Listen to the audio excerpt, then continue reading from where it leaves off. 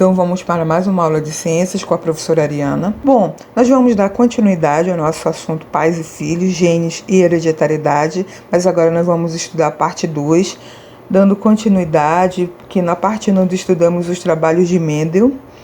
Agora nós vamos estudar a parte 2, que vem tópicos 2, genética humana, análise de um heredograma, tópicos e outro tópico terceiro, que é genética e evolução.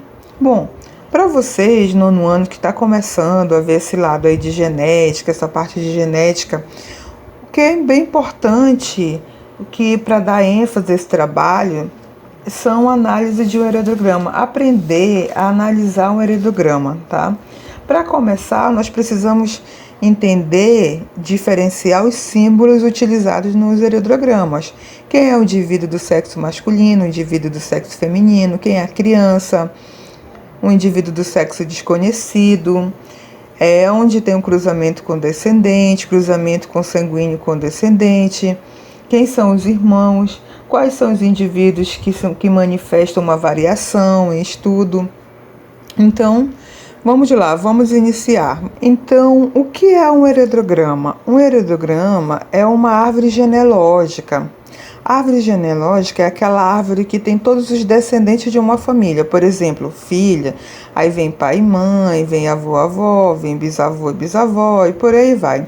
Então, esse heredograma, ele é importante para a análise genética humana. Por quê?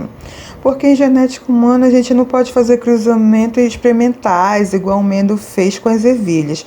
Não pode pegar um casal, colocar ali dentro do quarto, por exemplo, e mandar eles fazerem 10 filhos, terem 10 filhos para ver o que vai dar. Não dá para fazer isso. Então é por isso que a gente faz os heredogramas, a gente analisa as famílias que já existem. Como é que a gente faz? Vamos lá. A gente tem um padrão que é específico da genética, que aí todas as vezes que você olhar, e qualquer geneticista, qualquer pessoa que entenda disso, quando olhar, vai saber o que você está querendo dizer. Então é simples, sempre que for quadrado, significa que é um homem, igual vocês estão vendo na imagem, e quando for um círculo, é uma mulher. Então, o que significa essa linha entre o homem e a mulher? Essa linha significa que eles se reproduziram. Então, essa linha significa reprodução. E aí, quando eles têm filhos, a gente coloca uma linha para baixo, como vocês estão observando. Essa linha para baixo significa que todo mundo que está embaixo deles são os filhos. Então, nesse caso aqui, o que essa figura está representando? Tem um homem e uma mulher, um casal, que reproduziu e teve 3 meninas. Então a gente vai ver como é que a gente faz uma análise de um heredograma com um tipo de herança. O que é herança? Herança é o que você herda. A gente está falando de gene, de características biológicas. Quem tem o cabelo liso, cabelo preto, olhos claros, cor de pele. Então tudo isso é herança. E nesse caso, os heredogramas, eles são especiais porque eles deixam a gente analisar um tipo de herança que é chamado de herança monogênica. Herança monogênica quer dizer que é de um gene só. Então, apenas uma característica que a gente vai estar avaliando por cada vez. E os genes, eles têm 2 alelos. O que são os alelos? Alelos é variante de um gene. E geralmente a gente representa por azão e azinho. O azão é dito dominante. Por que ele é dito dominante? Porque ele domina. Então, se tiver só um azão, significa que uma pessoa vai ter característica que o azão manda. Cada pessoa tem 2 alelos. Sempre vai ter 2 alelos. Um veio da mãe e outro veio do pai. Então, se a pessoa tem 2 azão, significa que ela herdou um azão da mãe e um azão da mãe e um outro azão do pai.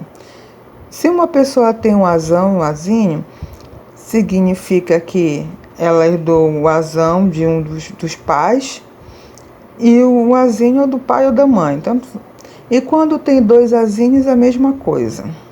Significa que herdou um azinho do pai e um azinho da mãe.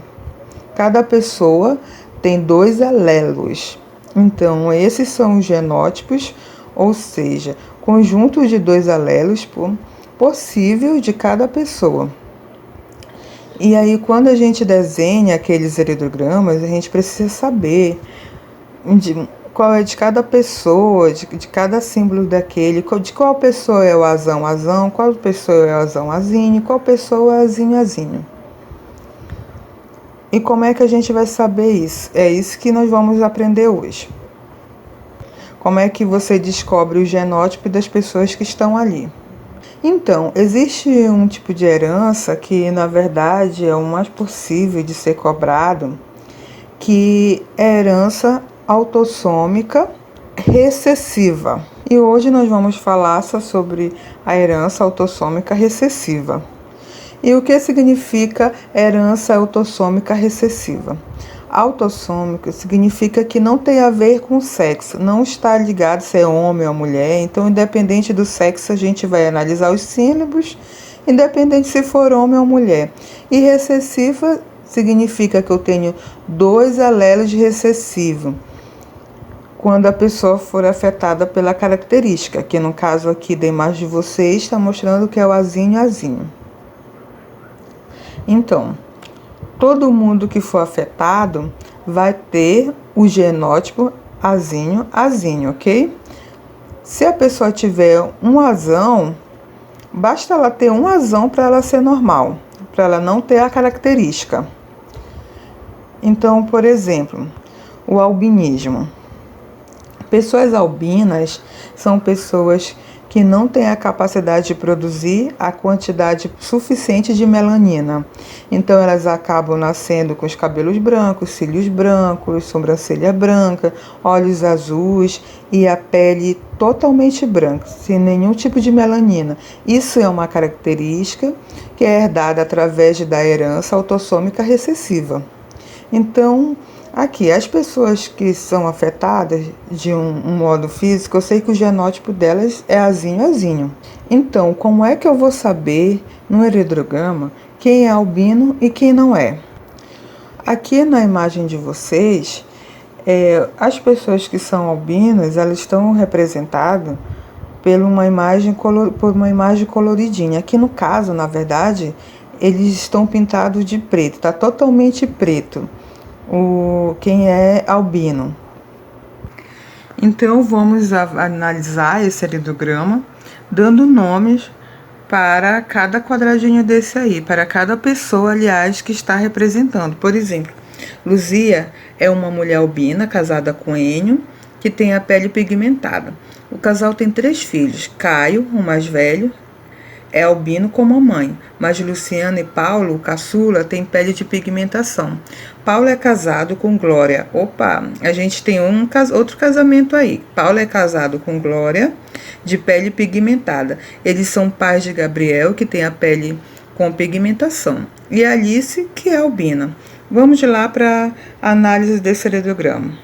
Os membros da família são numerados em cada geração. Vamos lá, da esquerda para a direita, que também representa a ordem dos nascimentos. Por exemplo, no numeral 1 aí, esse numeral em algarismo romano, que é a primeira geração, numeral 1, que tem o número 1 aí, é o Enio. Quem é esse Enio? É o pai. E continuando na primeira geração, algarismo 1, nós temos o número 2, que é essa que está de preto pintadinha, é a Luzia, é a mãe. Na segunda geração, quem são? São os filhos desse casal, filhos do Enio com a Luzia, do 1 e 2. Nós temos no algarismo 2 aí, o número 1, que é o Caio, tá? Que o Caio foi afetado. O número 2, nós temos, na mesma geração 2, temos o número 2, que é a Luciana. E, continuando, temos na geração 2, que são os filhos do casal, nós temos o número 3, que é o Paulo. E na mesma geração, no mesmo algarismo romano 2, nós temos o número 4, que é a Glória.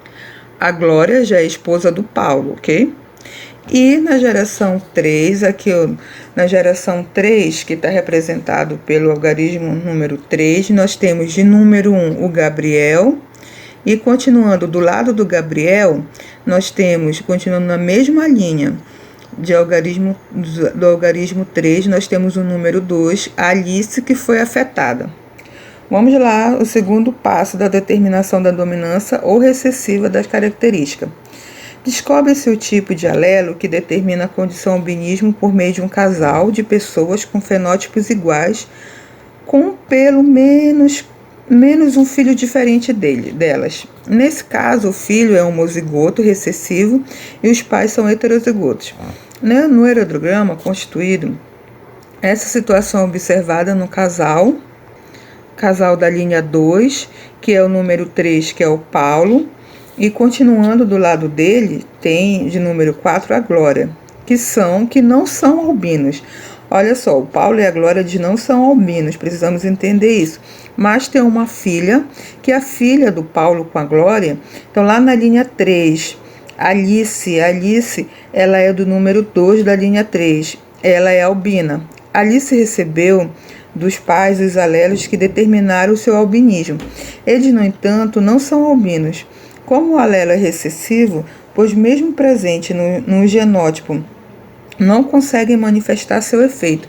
Conclui-se, então, que o albinismo é uma condição recessiva, ou seja, só aparece quando o indivíduo apresenta 2 alelos recessivos para a pigmentação da pele em suas células. Então, o passo 3 para essa análise é a determinação dos genótipos.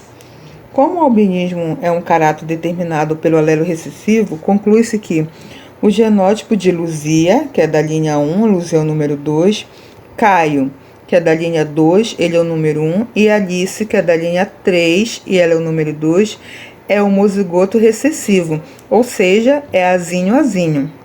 Os demais integrantes da família têm a pele pigmentada, fenótipo condicionado por alelo dominante, ou seja, eles necessariamente têm pelo menos um alelo azão dominante. É possível ainda determinar se eles são homozigotos, que é o azão, ou heterozigotos, que é o azão-azinho, por meio de análise dos resultados dos cruzamentos. Bom, Enio, que é da linha 1, ele é número 1, tem um fenótipo dominante, mas o filho, Caio, que é da linha 2, aí ele está numerado pelo numeral 1, é albino, o genótipo dele é azinho. Assim, Enio é heterozigoto, genótipo azão-azinho, pois Caio recebeu dele um dos alelos recessivos. Qual foi esse alelo recessivo que ele recebeu? Foi o azinho. Luciana, da linha 2, número 2, e Paulo, da linha 2, número 3, são filhos dele e de Luzia, que a Luzia está na linha 1, número 2, que é a mãe, que é albina. Já que ela é albina, ela é azinho. Portanto, eles também têm alelo azinho em seus cromossomos, apresentando o genótipo heterozigoto, azão-azinho. Glória, que é da linha 2, o número 4, também é heterozigota, ou seja, ela é azão-azinho, pois sua filha Alice, que é da linha 3, número 2, recebeu dela um dos alelos recessivos. O genótipo de Gabriel não pode ser determinado com certeza. Ele pode ser heterozigoto, ou seja, ele pode ser azão-azão, ele pode ser homozigoto, azão, ou heterozigoto, azão-azinho. Quando tiver os próprios filhos, talvez seja possível determinar seu genótipo. O heredograma da família agora, com os genótipos definidos, fica mais fácil. Então, mais fácil observar. Então, vamos lá observar da seguinte forma. Vamos analisar da seguinte forma. Primeira linha. Observem comigo lá na imagem de vocês. Primeira linha, vamos lá. Fica o número 1, azão-azinho. Número 2, que é a mãe, azinho. Segunda linha. Fica o número 1, azinho. Número 2, azão-azinho. Número 3, azão-azinho. Número 4, azão-azinho. Linha 3. Fica o número 1, azão-azinho ou azão, que ainda é desconhecido. E o número 2 fica azinho. Então, o heredograma da família agora está com genótipos definidos. Olha só, nós temos que entender que nem todos os alelos que causam anomalias nos seres humanos são recessivos, assim como as manifestações mais frequentes em determinado grupo de pessoas não são necessariamente dominantes. A polidaquilia, por exemplo, caracterizada pela presença de mais de 5 dedos nas mãos ou nos pés, apesar de ter frequência relativamente reduzida, é determinada por alelo dominante, como vocês estão observando aí na imagem. Analise essa imagem, a mesma imagem que está no livro de vocês, para vocês poderem entender o que eu falei, ok? Bom, então vamos falar um pouco agora sobre genética e evolução, o básico. Bom, os naturalistas ingleses Charles Darwin e Alfred Russel Wallace, trabalhando independentemente, apresentaram diversas evidências a favor do evolucionismo. Eles justificaram a diversidade de espécies baseando-se na ideia de que cada espécie apresenta grande variabilidade e o meio ambiente se encarregaria de selecionar as formas mais aptas à sobrevivência e eliminar as menos aptas. Seria a ação da seleção natural.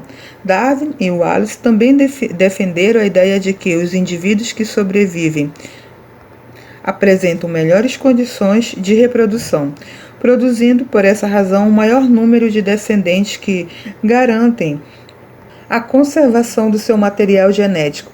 Entretanto, não conseguiram explicar a diversidade observada dentro de uma espécie, nem como essas características seriam transmitidas de geração em geração. Então, vamos ver agora o neodarwinismo e a teoria sintética da evolução. As questões ligadas à transmissão das características entre as gerações só começaram a ser esclarecidas no século XX, com o surgimento da genética e a fundamentação da teoria sintética do neodarwinismo. O reconhecimento do DNA como um material genético responsável pela determinação e transmissão das características hereditárias permitiu aos cientistas concluir que muitas das alterações apresentadas pelos indivíduos de uma espécie se devem às mudanças que ocorrem na estrutura dos genes e constituem o DNA, as mutações genéticas. Assim, a teoria sintética complementou as ideias de Darwin com as descobertas de Mendel e os conhecimentos sobre as mutações genéticas. As mutações gênicas. O fenômeno da recombinação gênica também favorece a ocorrência de variabilidade dentro da espécie. Ela promove a mistura entre os genes que sofreram mutações e os que não sofreram. Mutações gênicas podem ser provocadas por diferentes tipos de agentes, por exemplo, os físicos, como radiações ultravioletas, raios-x, gama e alfa, e temperatura, químicos, como a cafeína, gás, mostarda, óxido nitroso e alguns corantes e alimentares. Os biológicos, como a ação de certos micro-organismos, como o papilomavírus humano ou HPV, um dos causadores do câncer de colo de útero em mulheres. Uma mutação, ela é espontânea, quando ocorre ao caso, sem causa aparente. A mutação é induzida, quando ocorre por ação de um dos agentes mutagênicos citados. Mutações somáticas se dão em células somáticas e, portanto, não são transmitidas aos descendentes. Mutações germinativas ocorrem nos gametas ou nas células que dão origem a eles. Por essa razão, são transmitidas à descendência. Bom, então é isso. Façam atividade. As atividades resolvidas para a próxima videoaula será da página 26, página 28, página 29, 30 e 31. A atividade extra, que é a atividade da página Continue Aprendendo, que é para reforçar a aprendizagem, vamos fazer a atividade da questão 13 a 17.